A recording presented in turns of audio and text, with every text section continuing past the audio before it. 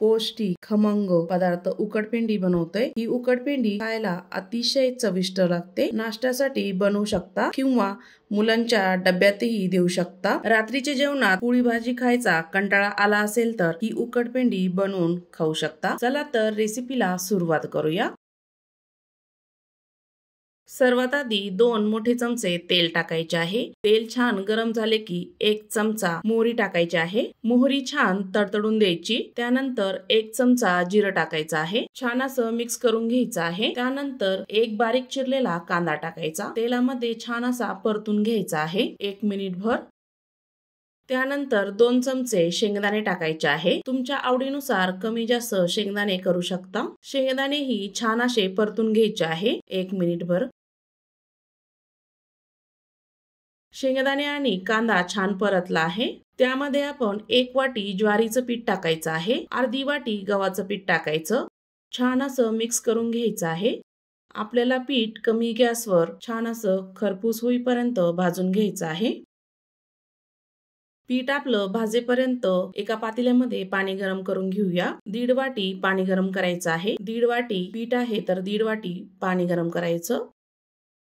पीठ आपल्याला कमी गॅसवरच भाजायचं आहे। पीठ करपू नाही द्यायचं। छान असं कमी गॅसवरच भाजायचं आहे। पीठ आपलं छान असं 9 ते 10 मिनिट भाजून झालं आहे। त्यामध्ये पाऊण टीस्पून हळद टाकूया। 1 चमचा लाल मिरची पावडर टाकायची। 1 बारीक चिरलेला टोमॅटो टाकायचा। बारीक चिरलेली कोथिंबीर टाकायची। चवीपुरतं मीठ टाकायचं। पिठामध्ये सर्व मसाले मिक्स करून घ्यायचे आहे। 2 ते 3 मिनिट छान असं होऊ द्यायचं त्याला। मसाले छान मिक्स झाले आहे।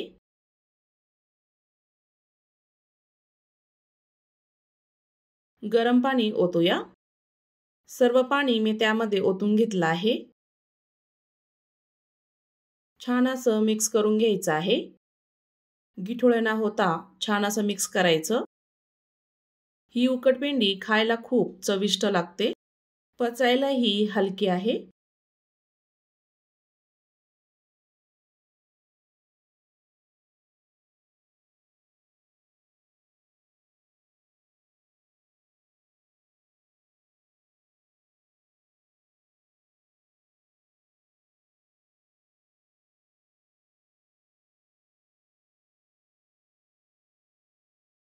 मस्त असं मिक्स करून झालं आहे। 2 चमचे दही टाकूया। दह्यामुळे उकडपेंडीला छान अशी चव येते।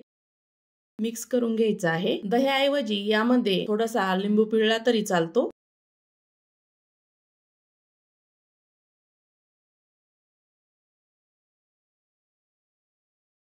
दही छान मिक्स झालं आहे। झाकण ठेवायचं। 1-2 मिनिट झाकण ठेवायचं आहे। छान असं वाफू द्यायचं।